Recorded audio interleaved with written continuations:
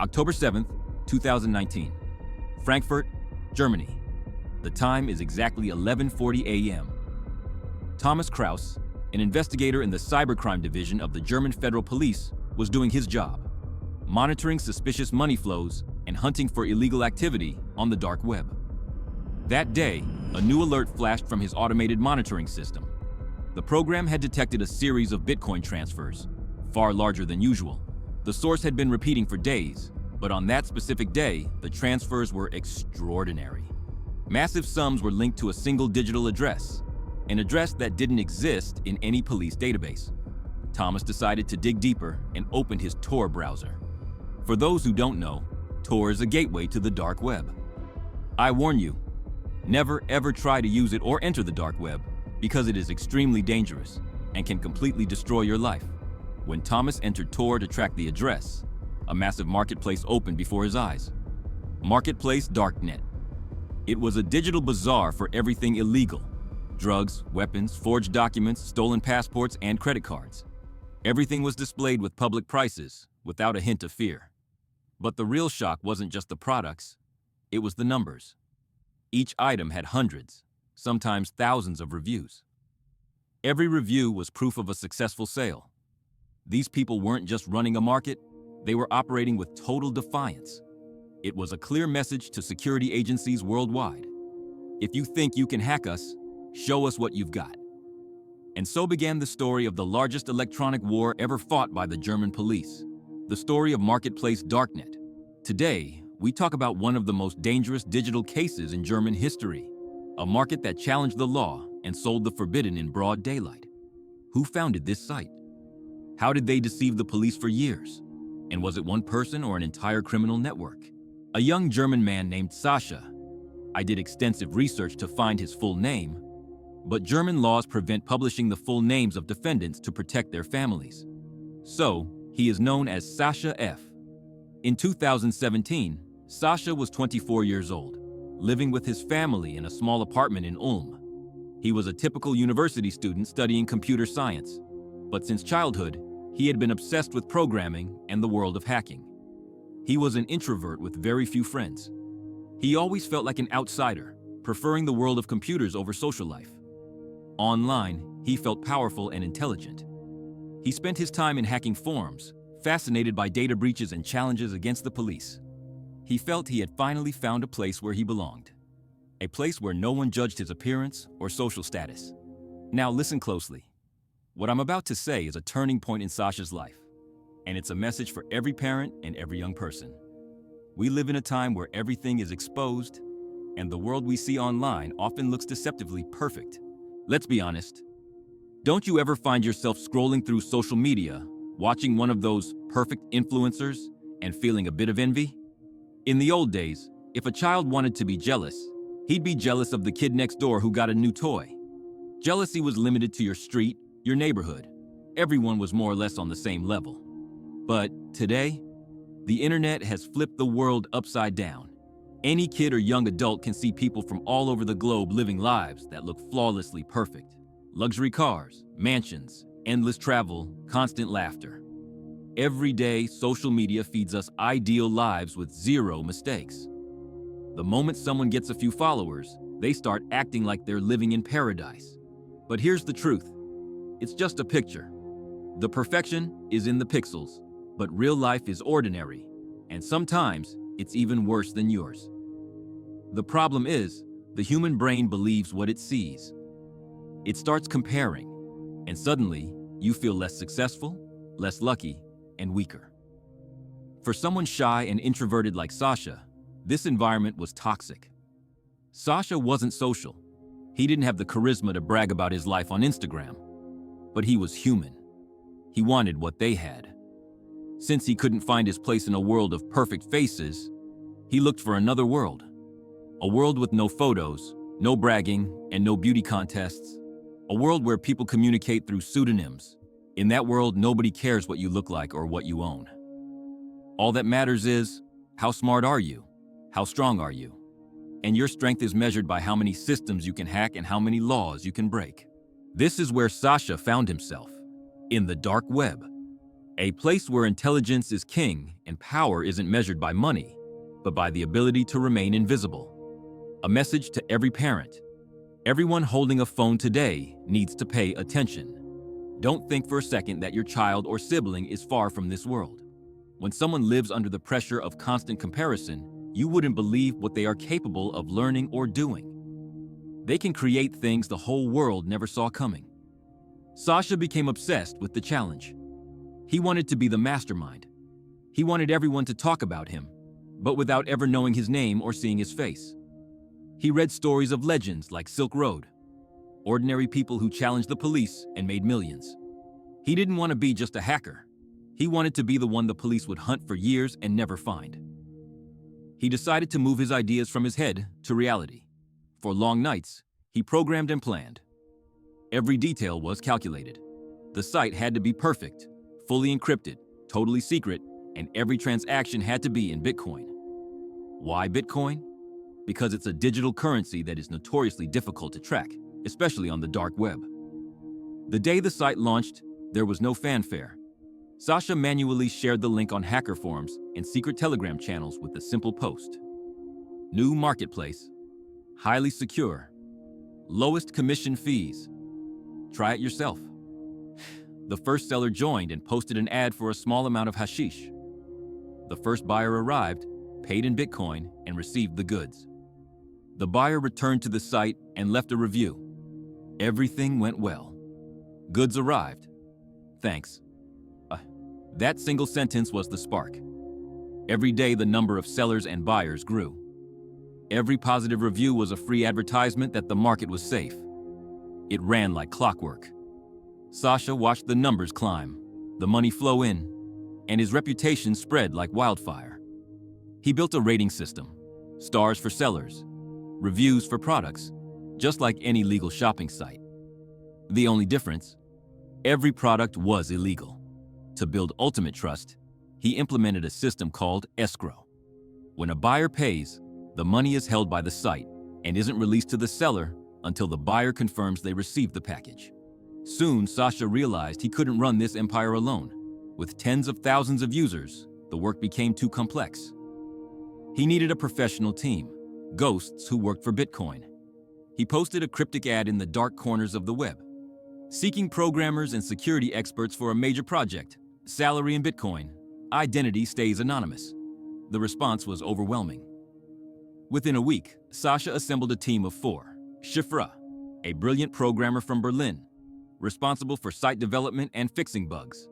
Zill, a cybersecurity expert from Hamburg, whose job was to protect the market from hacks and police threats. Cashier, customer support, handling complaints from sellers and buyers in encrypted code. Courier, the coordinator between sellers and smugglers if a delivery failed. They didn't know each other.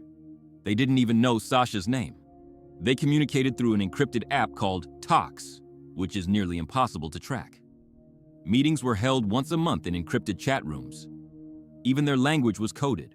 For example, they never called the products drugs or weapons. Sascha was a fanatic about security. The team had their own secret language. They never called the police, police. They called them the neighbors. Shipments weren't drugs. They were just packages. Sascha was strict. He forbade the team from bragging or telling anyone about their work, not even their families. Each member had a cover story. Shifra claimed she worked for an IT firm. Zill told his parents he was pursuing a PhD. Cashier pretended to be a delivery driver. And Courier? Well, he lied to his family too. Tell me in the comments what you think his lie was, and I'll reveal it by the end of the video. Despite their success, Sascha never fully trusted them. He constantly ran loyalty tests. For instance, he would send Zill a link to a site and order him to hack it. Little did Zill know that site was actually a honeypot set up by the police to lure hackers. Sascha would watch. Would Zill follow orders and stay silent? Or would he try to contact the authorities to report the vulnerability in exchange for a job? If Sascha saw even a hint of communication with the police, that member was instantly fired. The team passed every test, and the market grew so fast that Sascha began paying them salaries higher than top bank executives. Shifra, the genius coder, earned 20,000 euros a month in Bitcoin. Zill, the security expert, had a base salary of 5,000 euros, plus massive bonuses for every blocked hack. Cashier earned 2,000 euros, with bonuses for every customer dispute settled. Courier had a base of 1,500 euros, but took a commission on every successful delivery. With hundreds of deals daily, Sascha could have paid them much more, but he didn't want them spending lavishly and attracting unwanted attention. However, as the market expanded across Europe, things became harder to control. Some sellers got reckless, and some buyers started ordering massive quantities to their real home addresses. Then, the first mistake happened. And of course, it was Courier. To show you how reckless he was, Courier told his family he worked for an international shipping company. He barely even changed his job description. One day, a new seller was in a rush to ship a large amount of hashish. The buyer had provided a real clear home address. No P.O. box, no fake drop-off point. Courier didn't pay attention and approved the shipment. The package was sent via express mail, but there was a problem. The police were already monitoring that specific address for an unrelated drug case. When the package arrived, they intercepted it. Inside, they found the hashish. But more importantly, they found a piece of paper with a tracking code, a link to Marketplace Darknet, instructions on how to leave a review, and even a discount code for the next order. This paper was the first piece of physical evidence linking the digital market to the real world. Remember Thomas, the investigator from the beginning of our video? He and his team had been watching the massive Bitcoin flows for a long time, but they were stuck behind Sascha's wall of encryption. Sascha was practically taunting them, saying, "I'm right here, selling everything under your noses. Catch me if you can." With this intercepted package, the police finally had a lead. The paper told customers to contact Courier on the Tox app if there were any issues. The police went undercover on the marketplace and noticed that most sellers interacted with an account named Courier X. They began placing undercover orders and monitoring delivery points. Time and again, the same person appeared. Courier was sometimes delivering packages himself. The police had their man. They put him under 24/7 surveillance, waiting for him to lead them to the big fish, Sascha. The German police were cautious. They knew Courier was just a cog in the machine. He didn't know the masterminds, and he had never met them in person. If they arrested him too early, the rest of the team would vanish, and the biggest opportunity in cybercrime history would be lost.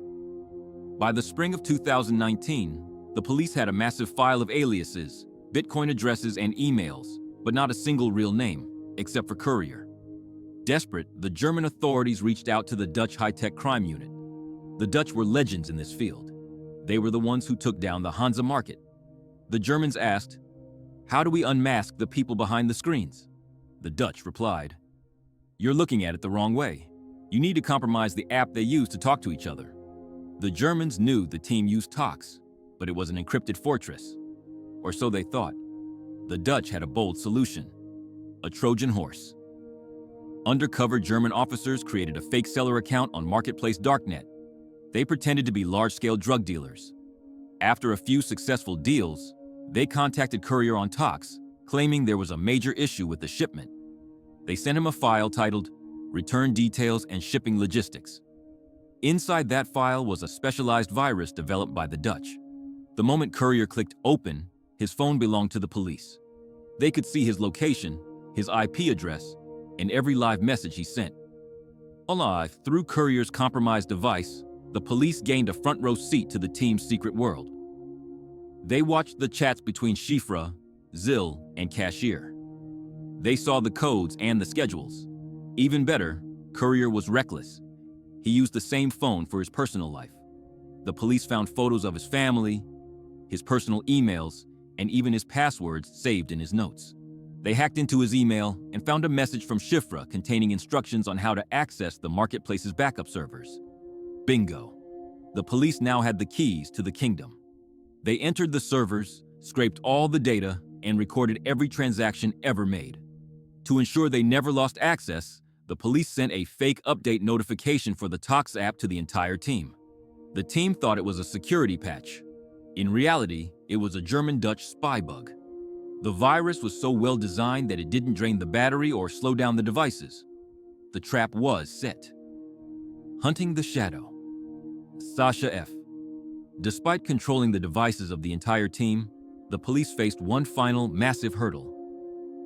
Sascha was a ghost. He was smarter than all of them.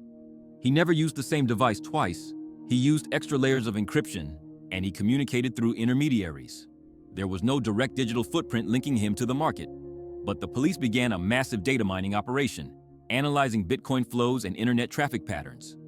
They noticed that whenever the marketplace had a major update or a site-wide announcement, a specific device would connect to the internet in the city of Ulm. They narrowed it down to a single neighborhood, then a single apartment building.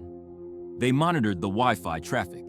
Every time Marketplace Darknet saw a spike in activity, the internet usage in a small, modest apartment would skyrocket. They watched the security cameras. They cross-referenced the times people entered and exited the building with the site's logs. Finally, they had a name: Sascha F. But they needed 100% certainty. They waited for Sascha to make the one mistake every hacker eventually makes: carelessness. One afternoon, Sascha connected his work laptop and his personal smartphone to the same home Wi-Fi network at the same time. The digital signatures matched. The link was proven. The ghost had a face. The police prepared the raid orders and waited for the perfect moment to strike. On the morning of October 7th, 2019, the silence in Ulm was broken. Police units stormed Sascha's apartment. Inside, they found him sitting at his computer, working on a new update for the market. He had no idea it was all over. He was arrested on the spot, and his devices, overflowing with evidence, chat logs, and financial plans, were seized. Following Sascha's arrest, the rest of the team fell like dominoes. This led to one of the largest digital trials in German history. The charges: running a criminal organization, drug trafficking, and money laundering. As the mastermind, Sascha F. was sentenced to 8 years in prison.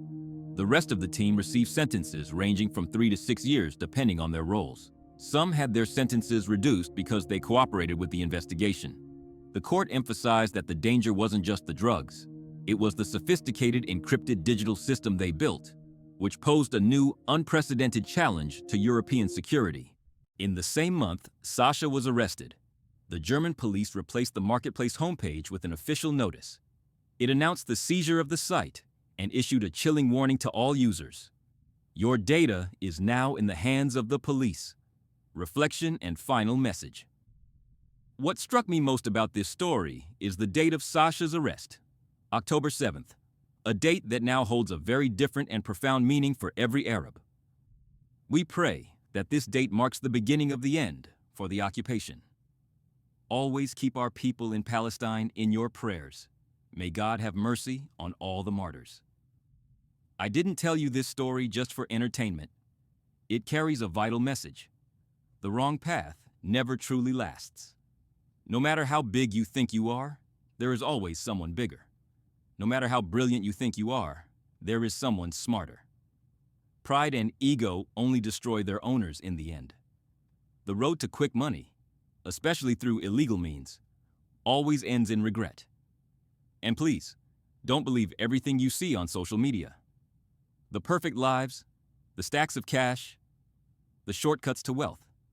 It's mostly empty talk. Real life requires hard work, patience, and integrity. The true winner is the one who lives with self-respect and the fear of God. For those who stayed until the end, here is the final detail. Throughout the investigations, Sascha only confessed to having 3.5 million euros. After serving his 8 years, that money, if hidden well, might still be waiting for him. Was it worth his youth? You decide. If you enjoyed this story, you have to watch this other video. It's about the capture of the most dangerous criminal in Asia. To give you a hint, compared to him, El Chapo and Pablo Escobar were just amateurs.